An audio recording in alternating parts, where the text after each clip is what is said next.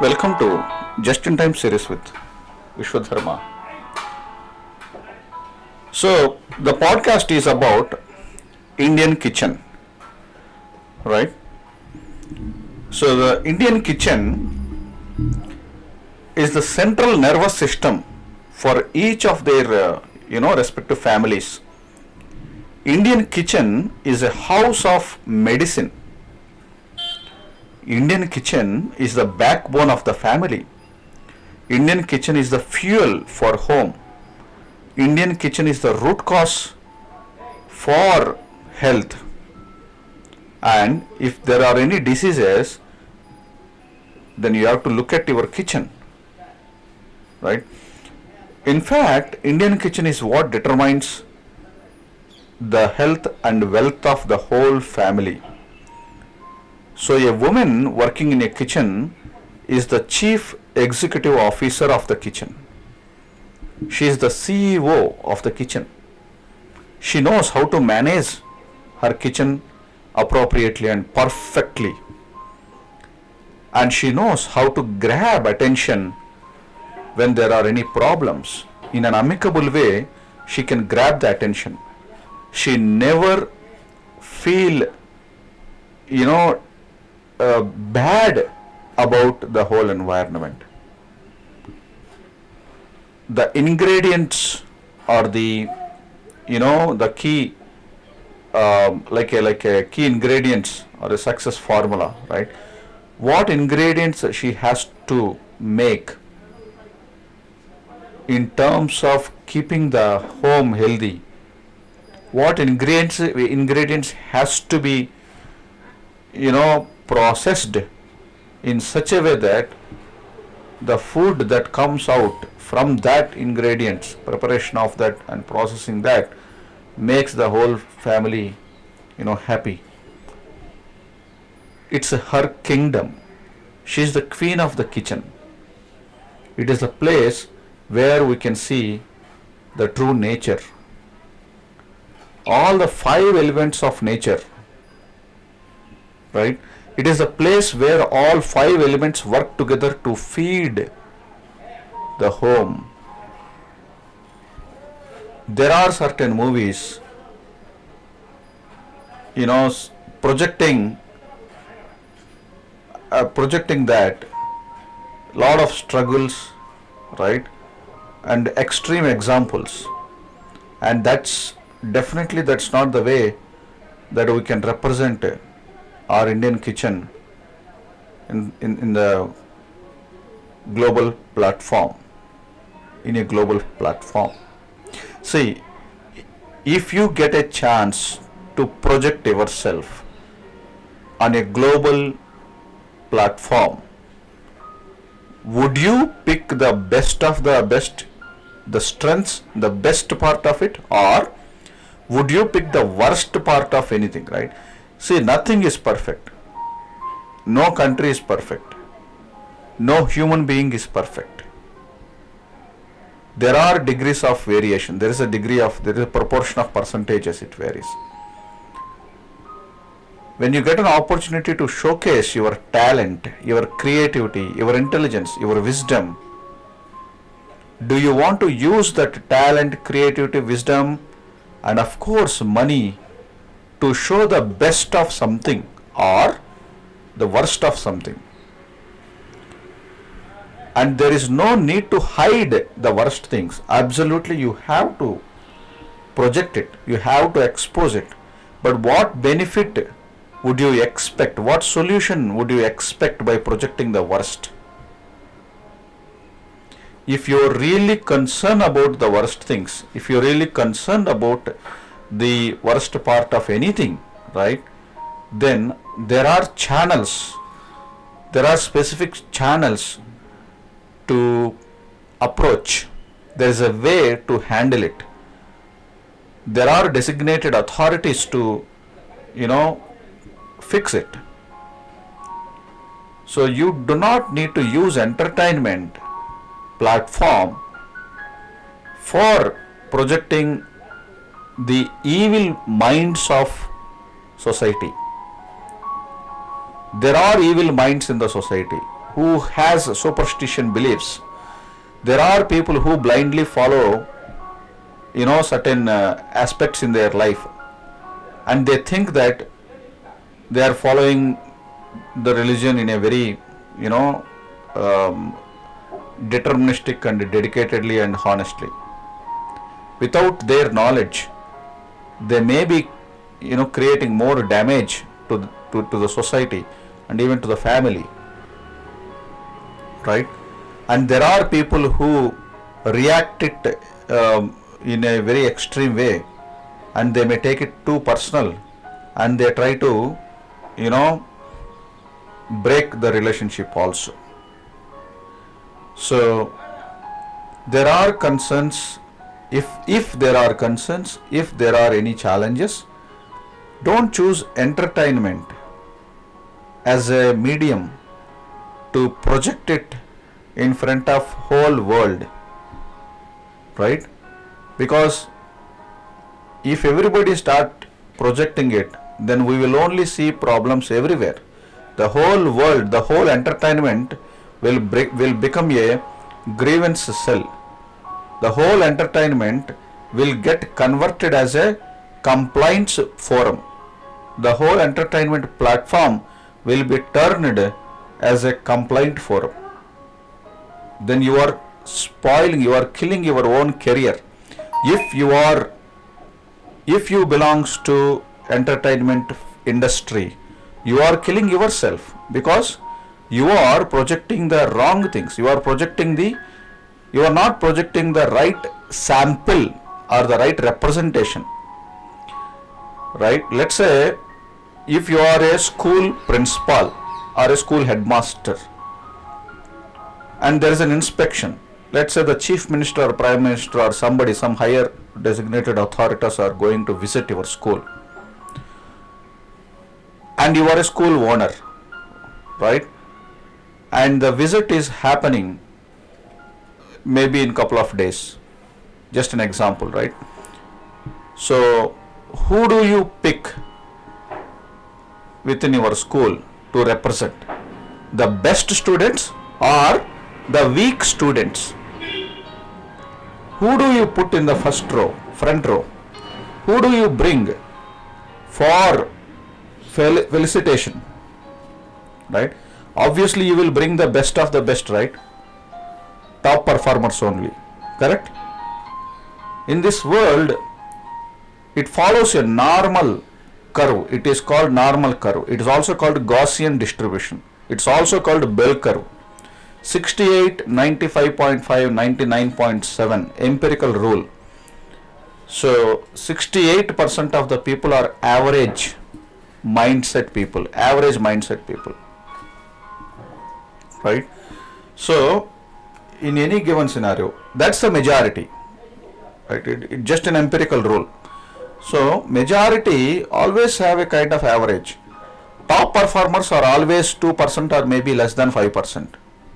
So given an opportunity, when you get an opportunity to showcase, you will use only the top 5% to project your school. Or let us take, you are a company owner and the clients are visiting your company. Would you pick the best top employees to project your services, or would you pick the poor performers to talk about your services with your potential new clients? What would you do? So the same logic please do apply even in any field, right? Entertainment field also. Don't just simply focus on creativity. Don't just simply focus on a problem statement.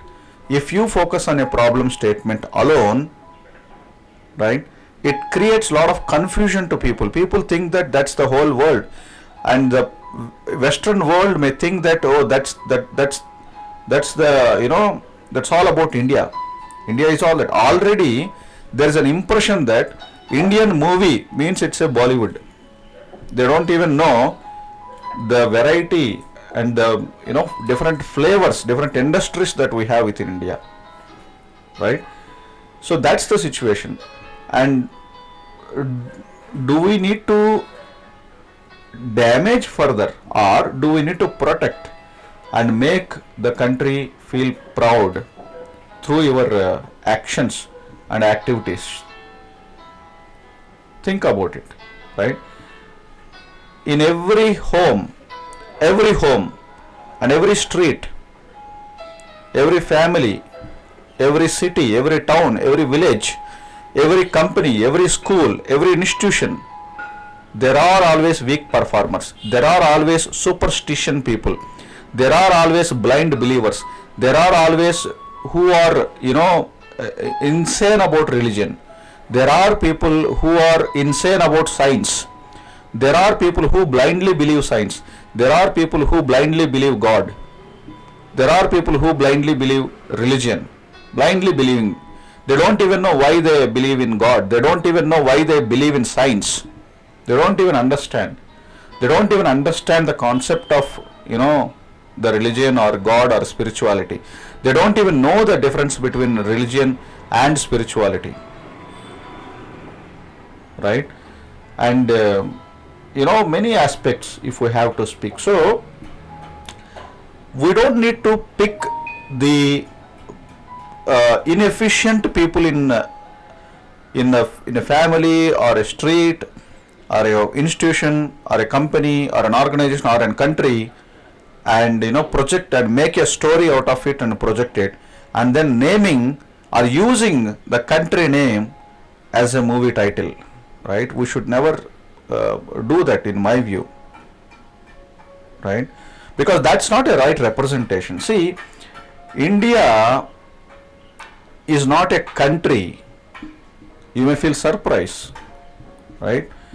Definitely think about it. India is not a country. India is a world itself. It's a mini world in itself. India is a mini world. It's not a country. It's a different world. Nothing can represent whole India. If somebody wants to describe Indian food, you cannot describe Indian food. If somebody wants to describe the Indian dress code, you can't even do that. The language, you can't even describe, you can't even define properly. If someone says this is India report, or this is Indian movie, or this is Indian song, or Indian arts, or Indian dish, or Indian food, Indian language, Indian dress, Indian home, even Indian God, right? It's not a right representation. Out of devotion, out of patriotism, we can definitely say we should welcome. If somebody say that let's not use local words or let's not use anything, let's use the country name, that's absolutely fine. But I'm talking about the outsiders, the people outside of India. If they want to define our food, culture, arts, dance, dress, language, they can never ever able to define it in their lifetime. We have such a wide variety, diversified, and the name diversity is not even sufficient. There is something larger than diversity, right? And the diversified thoughts, quite amazing, magnanimous, right? So let's not pick the weak samples. Let's not pick the inefficient group of personas or the personalities and make some story out of it without giving any solution to that particular story, right? And keeping the audience in a confused state and pushing the society in a downward cycle, right? You have great talent, you are intellectual, you are creative, you are brilliant, and think about that, it's your country, it's your own country. If not we, who will speak for our country? If not we, who will protect our country? If not we, who will appreciate our people? Think about it. Any country for that matter, right? Every country has got its own value and its respect and its history and the legacy, right? Every country is unique. Every country is unique. But India is not a country, it's a world in itself. I hope the message is clear. See, I don't want to even mention the name of movie or any of these things, because I respect art, I love art, and I respect intellectual capabilities, I respect creativity, because I am into this, the responsible leadership role. So it's my responsibility to inspire people in a positive way and not to make people feel low about their skills, right? Definitely talent has to be appreciated, but at the cost of what? The opportunity cost. In management it is called opportunity cost. So we have to showcase the problems, definitely, but in which forum, at what cost, in which forum, through which media, right? These are some things which we have to remember, because it's for our children and for our generation, next generation, to keep the country, the world happy, healthy. Thank you for listening to this podcast. This is a special one. I really like this podcast, in terms of the message it has got, right? I was just thinking about, see, it's all coming spontaneously. There's no specific preparation, but I feel happy to share this message, because there's a reason why bad exists. The reason why bad exists is to prove the value of good, right? To prove the value of good. And there are no good or bad things in this world, as I always say in my other podcasts. It's all healthy and unhealthy. And India is known for the scientific, health oriented culture. Anything and everything perfectly aligned to nature. Natural science. There are 3 types of science, right? If you are my subscriber of this channel, you might have already got to know about this, right? There are 3 types of science: formal science, natural science, and social science, right? So our aspects, activities, habits, anything related to our country closely aligned to nature, because we know that we are part of ecosystem, and we are not here to show the kind of domination that humans are greater than anything and everything, right? We are just part of ecosystem. Indians are known for that. Anyway, so thank you for listening to this podcast. If you like it, then yes, you can share it with your friends. Thank you.